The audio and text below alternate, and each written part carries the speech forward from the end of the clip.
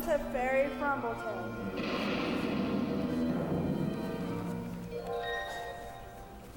Okay. There once was a miller who was poor, but he had one beautiful daughter. It happened one day that the miller came to speak with the king, and to make himself look more important, he told the king, I have a daughter who can spin straw into gold. The king said to the miller, This is an art that pleases me well. If your daughter is as clever as you say, bring her to my castle tomorrow so that I may put her to the proof. The miller returned home. The next day he returned to the king with his daughter. The king led her to a room that was quite full of straw, sat her by a spinning wheel and spindle, and said, Now set to work, and if by early morning you're going to spin all the straw into gold, you shall die. Then he left her there all alone. Hello? Hello? Is anybody there? No! And so the poor miller's daughter was left there sitting all alone because nobody was there. She could not think of what to do to save her life. She had no notion of how to spin gold out of straw, and her distress grew so great that she began to weep.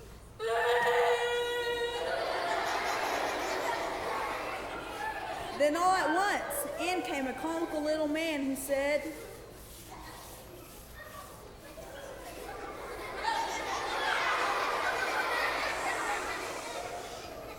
Why are you crying, miller's daughter? said the girl. I have to spin all this straw into gold and I don't understand this business. Then the little man said, Really? Well, what will you give me if I spin it for you? My necklace. said the girl.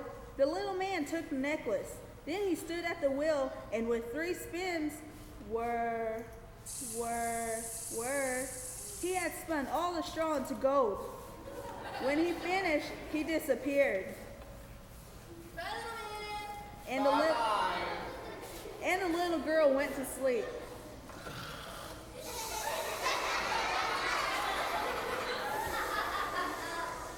The next day at sunrise, the king came to the room. When he saw all the gold, he was very happy, for he was a greedy king. He took the miller's daughter to a second room, which held even more straw than the first.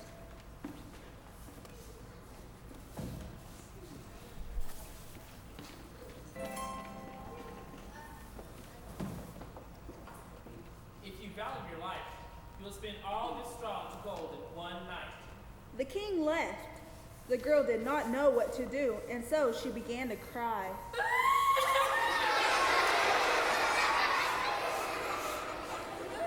And again, the comical little man appeared.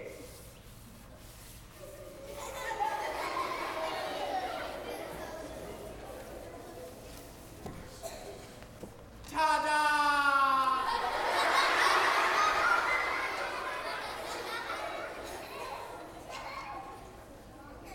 What will you give me if I spin all of this straw into gold? The ring off my finger. The girl replied. So the little man took the ring, spun the gold, and left. The girl went to sleep.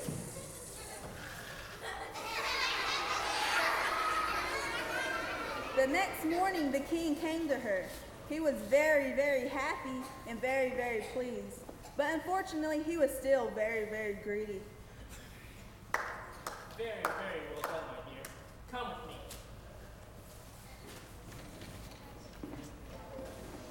The king took the maiden to an even larger room with even more straw.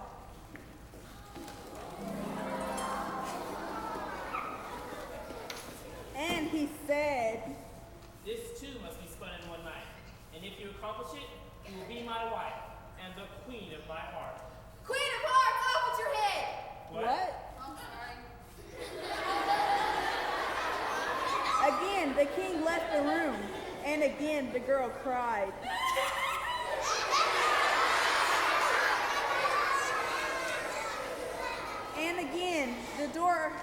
And again, you guessed it, again the comical little man came into the room, and again he said, Ta-da!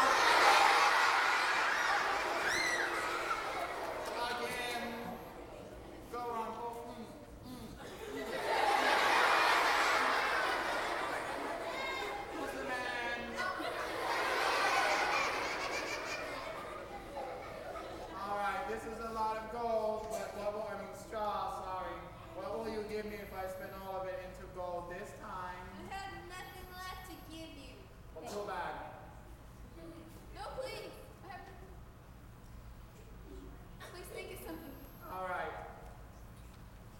give me your first child when you are made queen.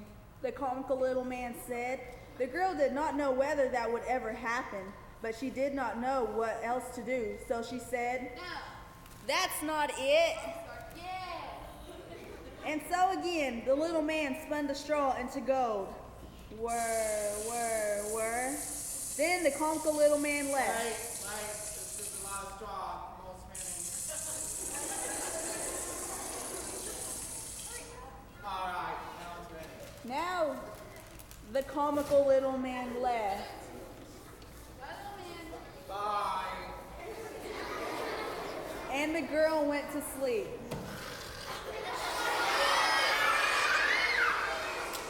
The king returned the next morning, and when he saw all the gold, he immediately arranged for the wedding.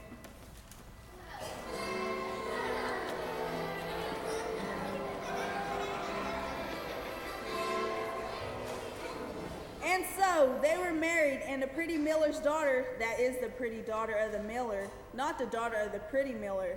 That is if you see what I mean. Anyhow, the girl married the guy, and because the guy was a king, the girl became a queen. And so tune in again tomorrow, and you too may become a queen for a day. Oh, excuse me, I got carried away. As I was saying, the miller's pretty young daughter was married and became queen. In a year's time, she brought forth a fine child into the world, and thought no more of the comical little man. The who? The comical little man. I don't think of him anymore. Well, one day, when the queen was busy not thinking about the comical little man, he came into the room and said,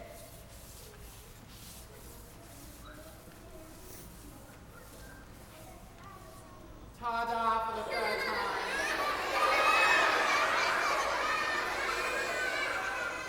So, queen, tell me, did you get married? Yes, I got married. Okay. So where's my child?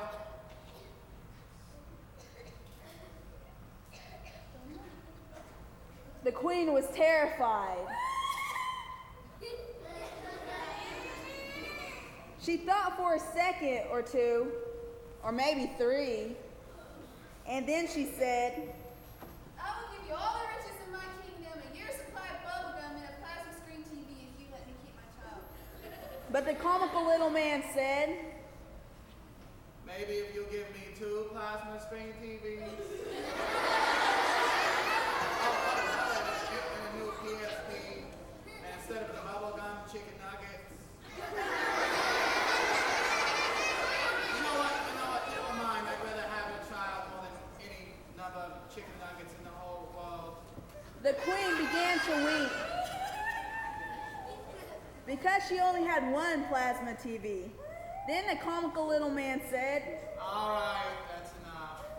Shut up!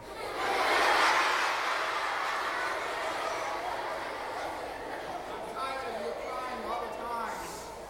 Man, that's all you do. I'll tell you what. I'll give you 3 nights to guess my name.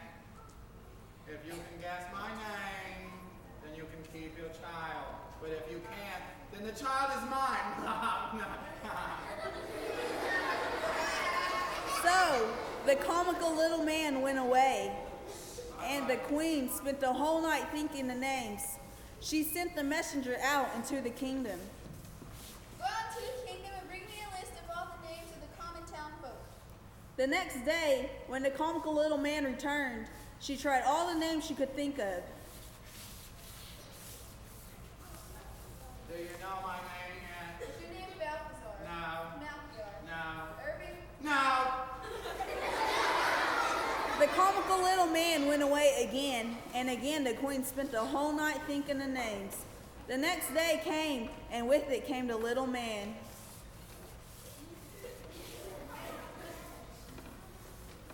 Have you guessed my name yet? Is your name Sheepshanks? No. Spindleshanks? No. Rosebreast? Let me think. No. And again the man went away. The queen could not sleep that night, and she could think of no more names. Finally, as the sun was rising, the messenger returned. Have you any new names for me? No, that you've not already thought of, Your Majesty.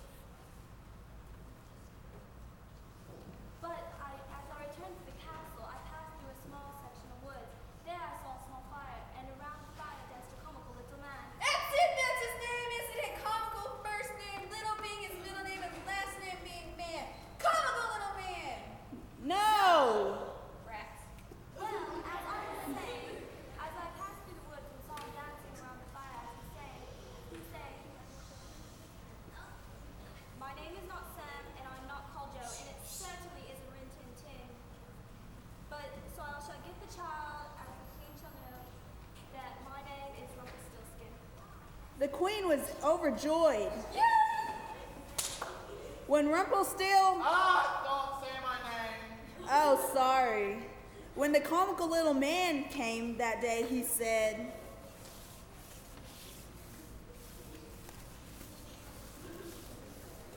Oh, yeah. Oh.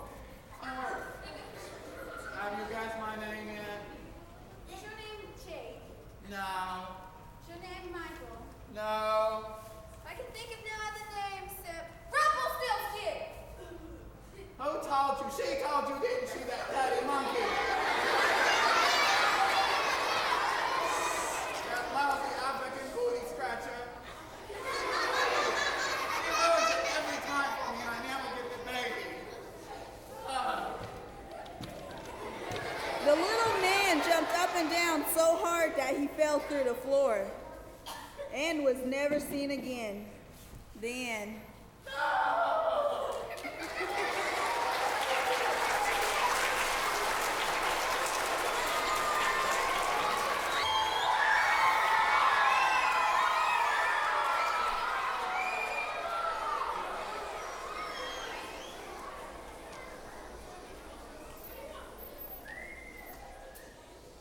There once lived a man and his wife who had long wished for a child.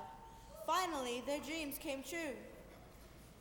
Now, at the back of their house was a little window which overlooked a beautiful garden. The garden was full of the finest vegetables, flowers, and herbs. But there was a high wall around it. No one dared enter the garden because it belonged to this old witch chick named Dame Gothel. Now, all the world was afraid of her. Well, maybe not the whole world, maybe just the town where she lived. Well, maybe not the whole town. Would you believe me if I said the man and his wife were afraid? Anyways, in any case, one day the wife was standing in front of the window looking into the garden where she saw a beautiful patch of the finest rampion. Oh, look at that rampion. It looked so fresh and green that she began to wish for some. Oh, look at that beautiful rampion. And soon she longed for it greatly. Oh, look at that beautiful rampion. Her husband asked her. What is the matter, dear wife? Oh, She answered. I shall die unless I can have some of that rampion to eat that grows in that garden over yonder. The husband knew it was not a particularly smart idea to go into Dame Gothel's garden, but seeing how much she wanted the stuff, he said, Are you sure you wouldn't like a pickle with some ice cream? Oh, All right, dear. I will get you some rampion. So in the twilight, the man climbed over his wife and over the wall into the witch's garden. He quickly plucked a handful of the rampion and then hurried back to his house. He gave it to his wife, who gobbled it down and said, I want some more. and so the husband went back into the garden. Be careful, don't take any wooden nipples. But this time, while he was picking the rampion, the witch appeared.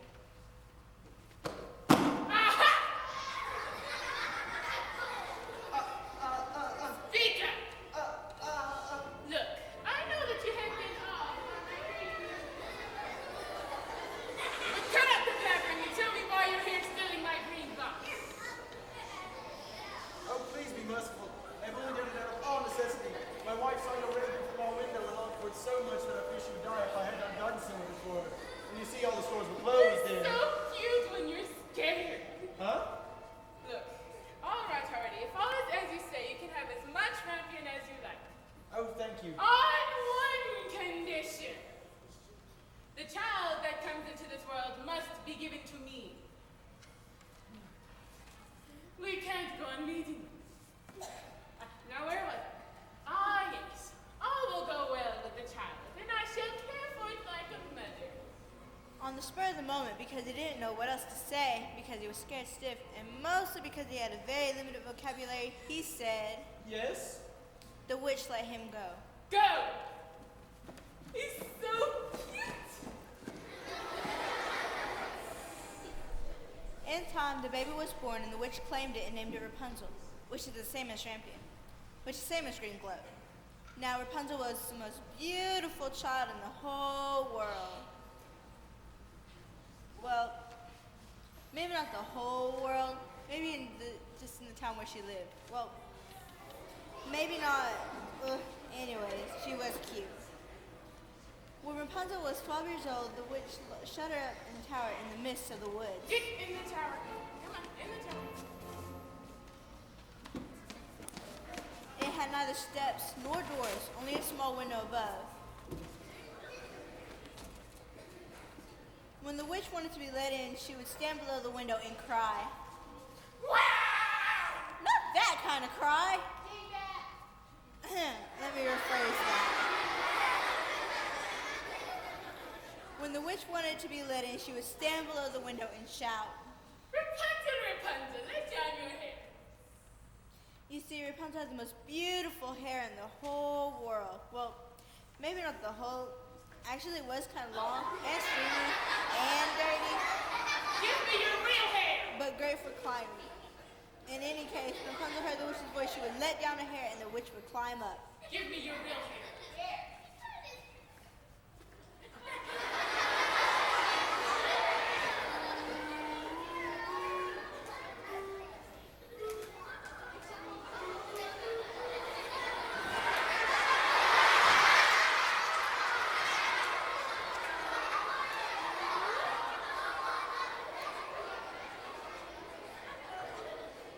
When the witch was done and ready to leave, she would climb back down.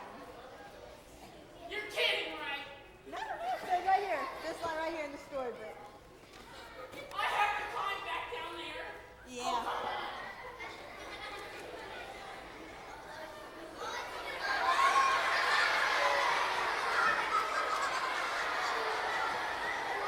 I'm just an old lady.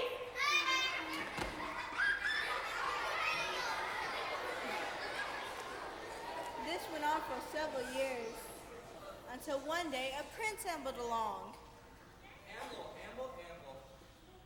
As he came near the tower, he heard Rapunzel singing as she would do to pass the time. Hark, I hear an adequate voice. Hark, Now I hear a Rapunzel voice. had the most beautiful voice in the whole world. Well, actually it was only an adequate voice, but anyhow. Hark, I hear an adequate voice singing from that tower.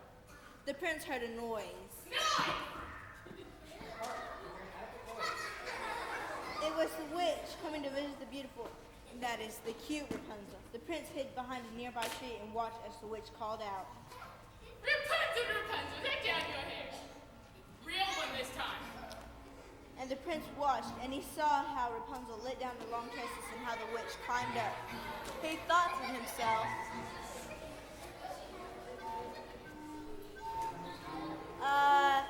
excuse me, Prince? Yeah? Do you think you could think to yourself a little louder, please? Excuse me?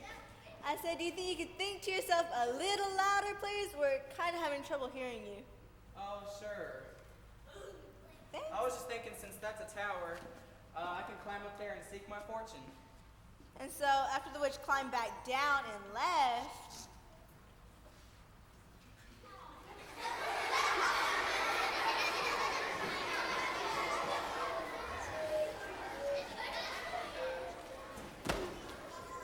the prince went to the bottom of the tower and called out.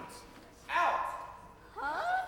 Oh, I mean, Rapunzel, Rapunzel, let down your hair. And so Prince let down her hair, and the king's son Alias, the prince, climbed up it. When he got inside the tower, Rapunzel was greatly terrified, for she had never seen a man before. But the prince talked kindly to her and said, I heard you singing, and your adequate voice entered my heart. I could not have any peace until I saw you. Oh, your kind voice has made me forget my terror. yes, the prince's kind voice had made Rapunzel forget her terror. And then the prince said, Oh, Rapunzel, Rapunzel, my dearest Rapunzel, will you be my bride? and Rapunzel thought, I certainly like him better than old Anadarko. and so she said, I certainly would go with you, but I do not know how I shall get down there. Well, I guess we could get down there if I would bring a rope with me and we could climb down together. Okay. and so the prince climbed back down Rapunzel's hair to the forest below and started away. But Rapunzel called to him. Prince, Prince. Yes? You forgot our touching farewell scene. Oh, I'm sorry, my dear.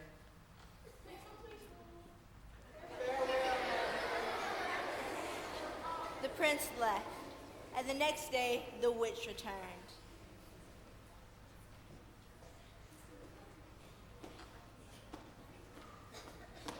Rapunzel, Rapunzel, let down your hair.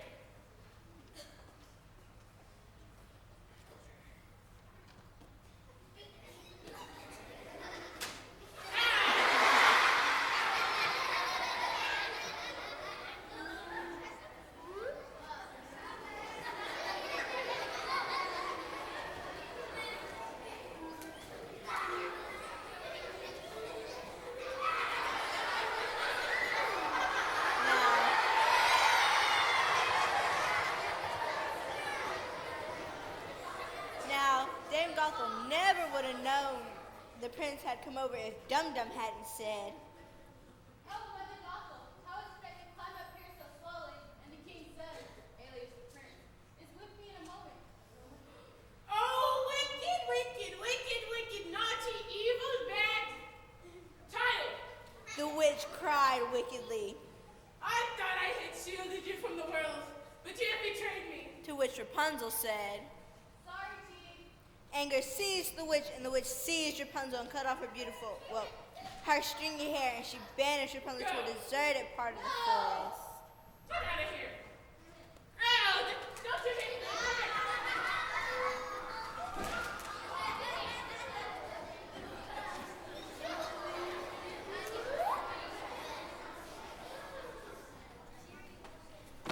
And then the witch waited for the prince. Then she waited for the prince. Then she waited for the prince. Finally, the prince arrived.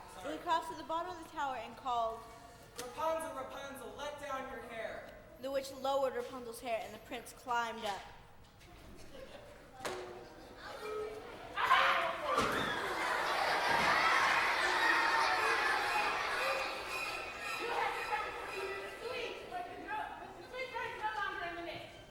You mean that she flew the coop?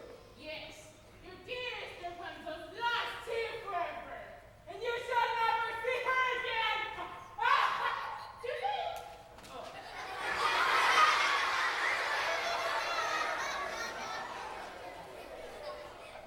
The prince was beside himself with grief.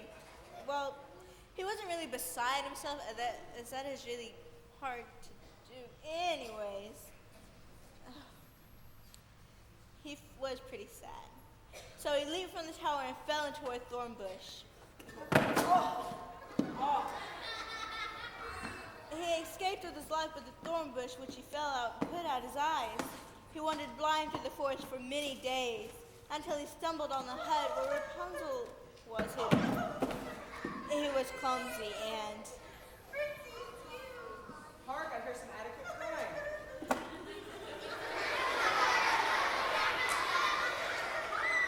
The tears from Rapunzel's eyes fell into the prince's, and they became clear again. But he was still clumsy. And so in one way or another, they lived happily ever after.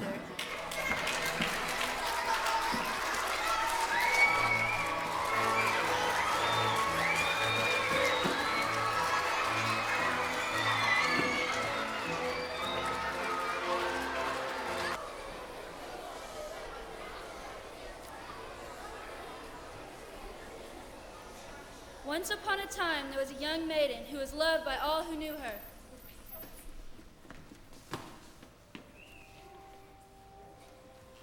Everyone who knows you loves you. But she was especially dear to her grandmother. You are especially dear to me. One day, grandmother gave her a little red cloak. Oh, here, child, is a...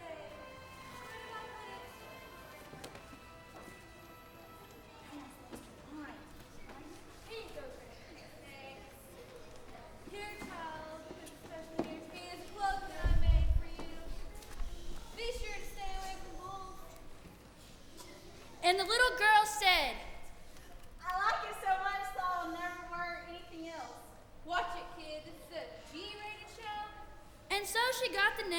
Little Red Riding Hood.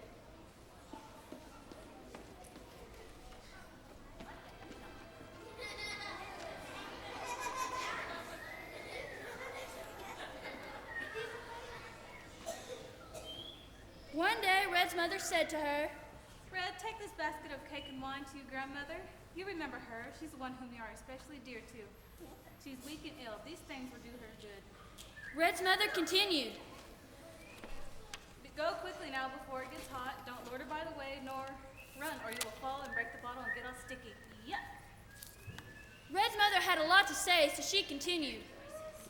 Don't talk to any wicked animals on the way in. I will do exactly as you tell me. Don't have a cow. Well, be sure not to pick up any wooden whoops. Wooden whoops? And so Red went off through the woods and along the path to her grandmother's house.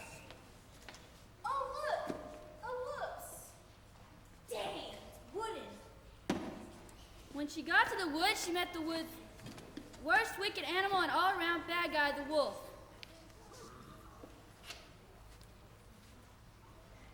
Hello there, chick. Oh, where? Here, chick, chick, chick, chick, chick. Obviously, Red was not the smartest little girl, and so she did not know what a wicked animal and all-around bad guy the wolf was. Good morning, Red Riding Hood. Who is loved by all that know you?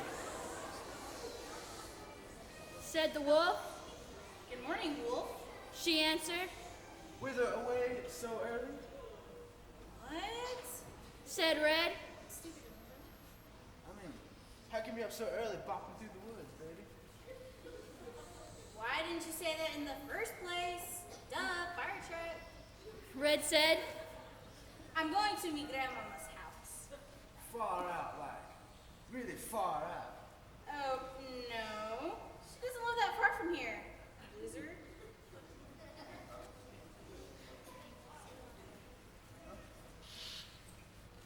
Huh? She only lives about a quarter of an hour down, farther down this path right there. Her house stands near what's that called? Oh, 3 big rocks near a hedge of nut trees. I got you covered. Oh dear, did I rip my dress? The wolf thought to himself. This stupid little girl make a tasty morsel. Even more so than the scrawny grandmother. But if I play it cool and easy, I might be able to snap up both. Say there, Red Sweet, what you got in your basket there?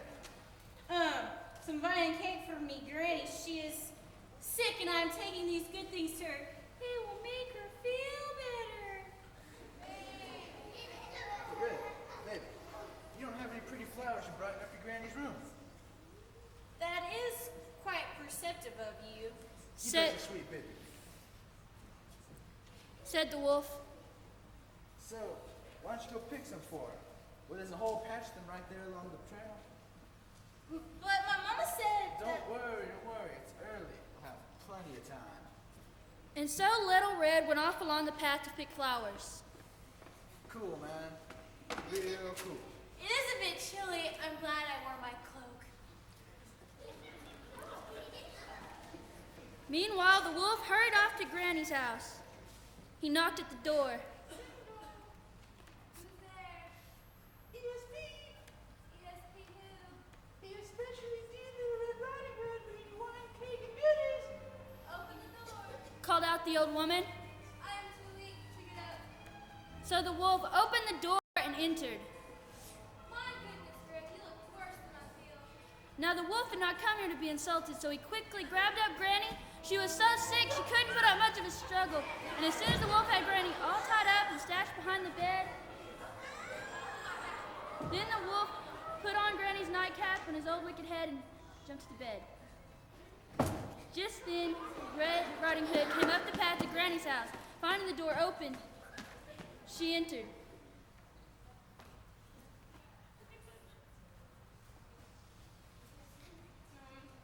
Good morning, Grandmother. Good morning, Red. I brought you some wine and cake and these pretty flowers. Oh, well, thank you, Red. You are especially dear to me.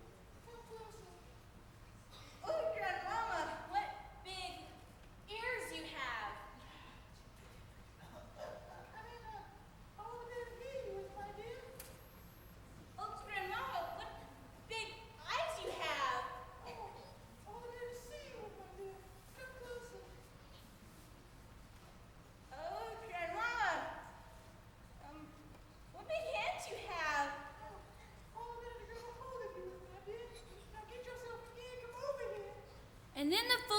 girl said, Oh, Grandmama, what big teeth you have! All the better to meet you. Hold it!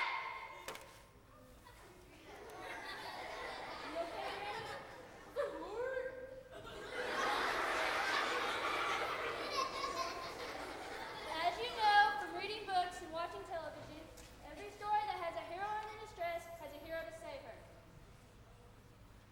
Amble, amble, amble. Wrong hero! Oh, sorry.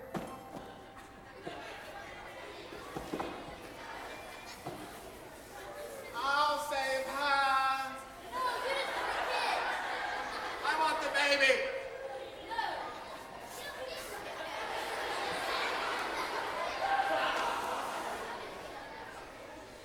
Definitely wrong heroes. Our hero is a passing woodsman that hears the cries of Red Riding Hood and comes to save her. Let's take it back, please. You what you better be on. Have you teeth big? What, Grandmama? Oh. Get yourself get over here, come. You might get what you better be on. Have you hens? Big eyes, big what, Grandmama? Oh. Good, that should be far enough. Now, as you know from reading books and watching television, the hero always wins because the author writes it that way. But in the play, it's different. You need to do two things. The first thing is when the hero is winning, you cheer really loud. Come on, cheer really loud.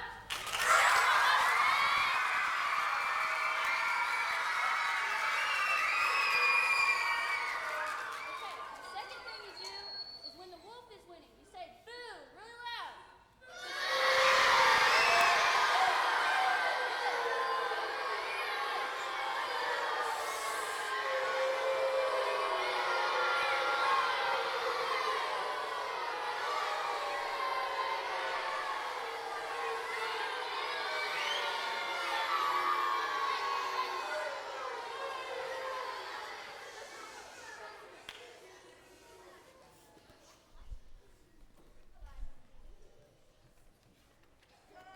Grandmama, what big teeth you have?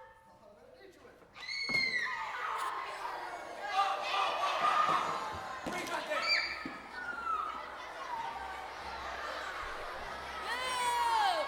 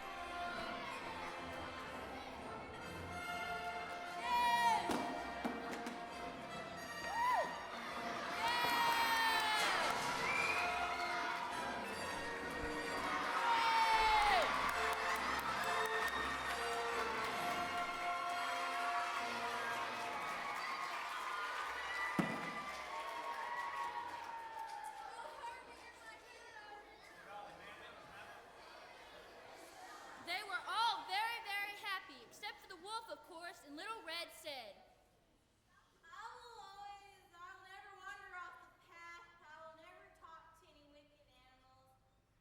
I'll never take any wooden whoops, and I'll always do what my mama says. and so that brings us to the very